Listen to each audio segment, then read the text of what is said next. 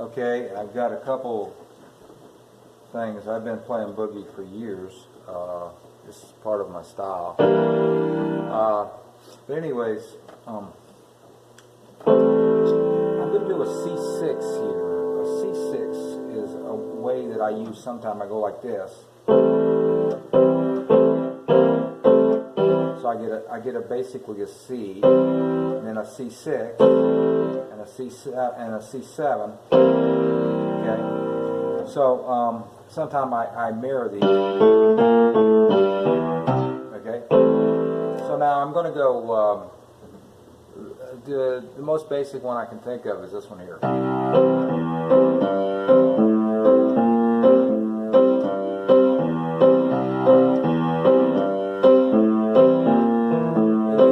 Different ways. I do it like this sometimes,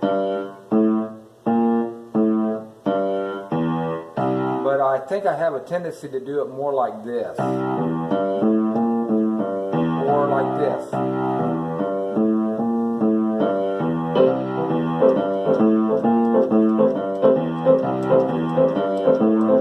Okay, now listen. 1 and 1 and 2 and 3 and 4 and 1 and 2 and 3 and 4. Okay? So now let me put something with that. Let's do this with a C7, which is essentially all it is a fancy way to say a C dominant chord. It wants to go to the 4 chord.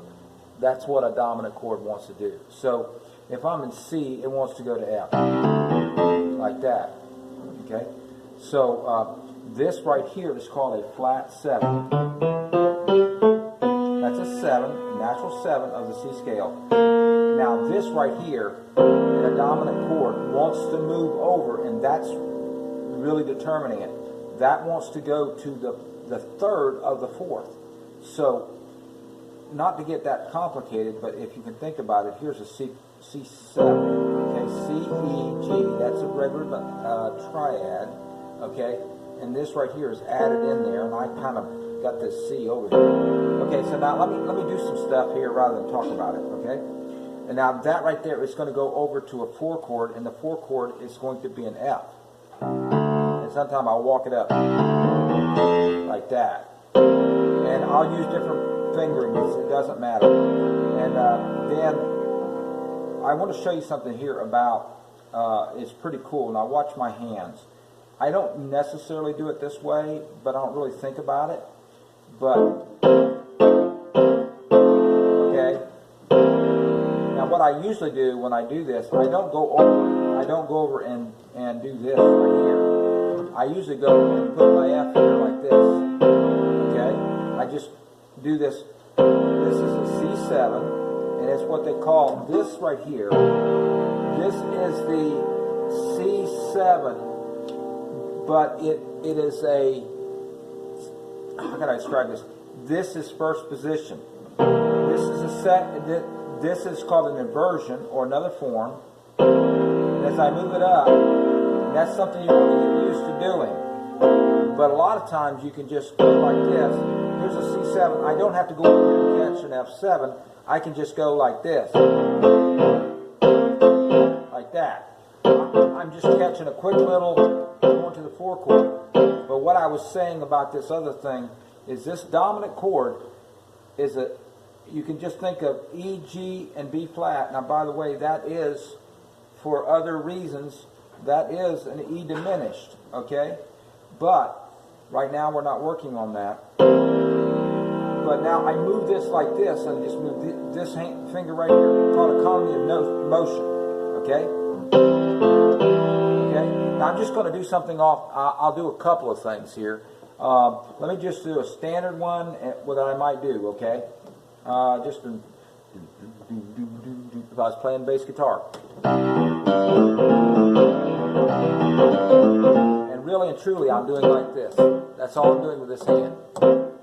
That's all I'm doing. I'm literally doing that, and I'm doing this.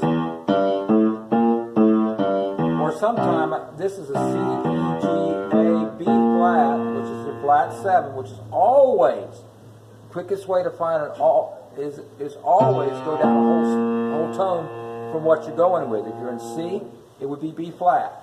if you were playing in B, it would be A would be your flat 7. If you were playing in A, your flat 7 would be G. If you were playing in G, your flat 7 would be F. If you were playing in E, your flat 7 would be D, so forth and so on. It works the same way. If you were playing in B flat, your flat 7 would be here. Okay? And we can go on into all those keys.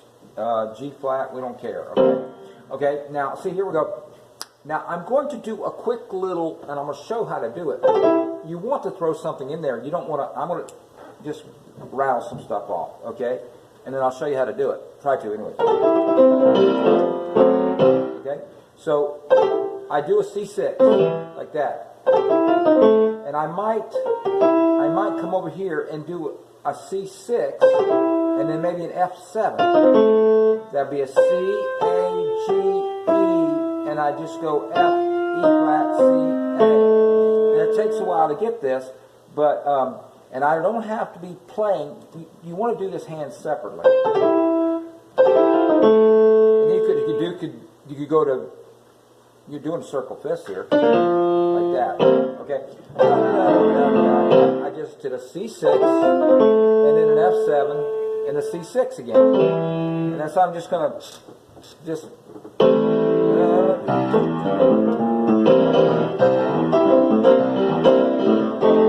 Now that right there, that chord right there, and I'll show you, I'll go back over what I just did. But that chord right there is called an F9. Okay? And think about it. If I have an F bass, and I move this here, this is an A, it's 10 away. 1, 2, 3, 4, 5, 6, 7, 8, 9, 10. I went up in the scale of that. That's 8, 9, 10. It's kind of cheating because I know that's 8 and I know that's 10. But I didn't think about it that way. But I know that this is a ninth, and it's a ninth dominant because I have that flat 7 in there. And that's important. That's really important. Okay? That's really important. You really need to have that flat 7 in there. Okay? So, now, the flat 7, as I told you, a way to think about it, the flat 7 is one whole tone down from F. So look at it. It's 2 semitones, like that, okay? Or just like this. That's called a flat 7. It's one whole tone. Real quick way to do it. And remember I told you if we were playing an F, I told the camera apparently, that right there is your flat 7. If you go to your 4 chord off of F, so let's look what we're playing in. If we were playing F, for instance, which we are not really, but temporarily, I'll just pretend we were playing F. You could do a lot of passing chords. F, G, A, B flat. So then this B flat here, okay, is where we're going to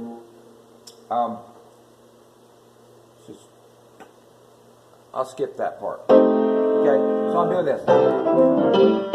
And that right there is a smooth little sound. I'll do this, and then maybe I'll go to F7 and back to a C6. And maybe I'll do that. And it's not very noticeable, but when you have an A kicked in with kind of like a C7, you got a C13. Okay? Da da da da da da da. Now that's an F9. Now I keep on, I know that I'm going way too fast. Okay, let me do this. All this is doing this. I can do this right here, which I really suggest a good finger exercise is this right here. Or you can do this. You get the one, and you can, and notice that sometimes I use different fingering. It depends how I decide to do it. Okay? So, and I'm going to do it. I'm going to just do it. Keep it simple. I'm just going. Now you can do that comping, but I think a C7 rather than a C6 would be better. Okay? You could like double it. That's like a train. And then you can do this. this too. And all I'm doing here, by the way, is then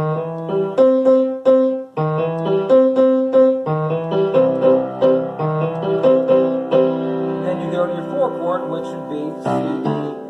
I like to walk up to F, and then you could go here, and then you would be just take it.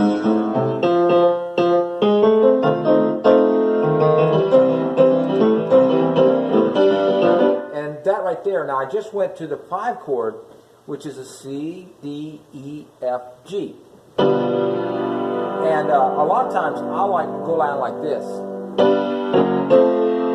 It's just a G to a G flat to an F, and maybe I put a flat 7 in there. Okay? Because that flat 7, it's not that noticeable, but that flat 7 actually is a minor third of a C, and it's kind of cool when you change like that, and I'll do this sometime, just giving you loads and loads of different ways. Now that's a good thing to do too. Now when you're starting, maybe a C7 like this, it's a G, B flat, C, E flat, and you go to da, da, da, da, da, da. Use any finger you're comfortable with.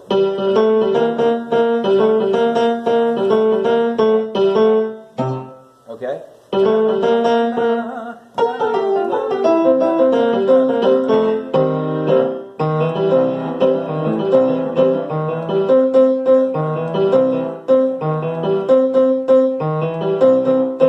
Now you go to F.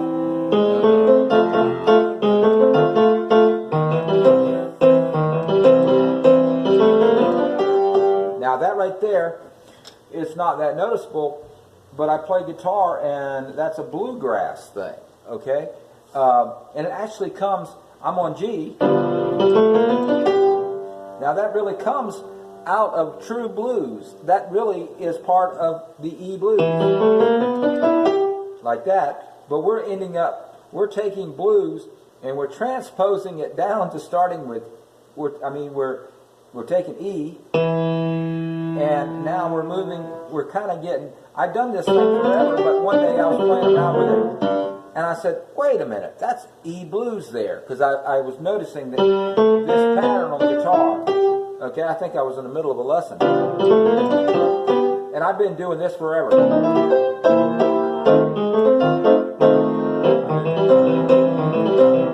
And so I'm just basically hitting this chord right here. And it's kind of muddy, but it's cool.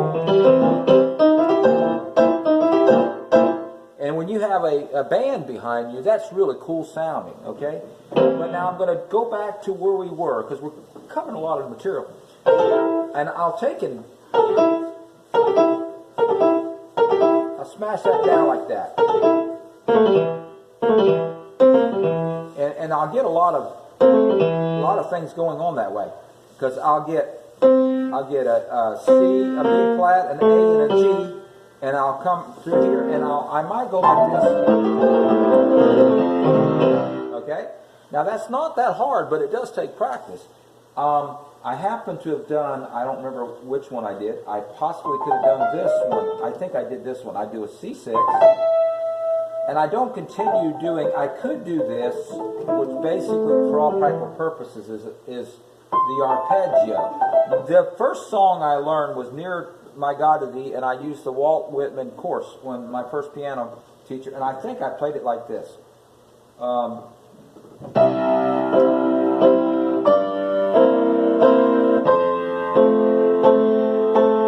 like that, like a waltz, okay? And then at the very end, my teacher fortunately taught me arpeggios, and she said, here's a beautiful arpeggio. And I didn't know what arpeggio was. I was like 10 or 12, I don't remember. Something like that. I took music lessons for like, I don't know, a long time. She told me that. I thought that was really cool. Okay? And I don't remember if we went backwards and forwards, or we just went like that. I think we just went like this. And this right here, and we're covering a lot of territory.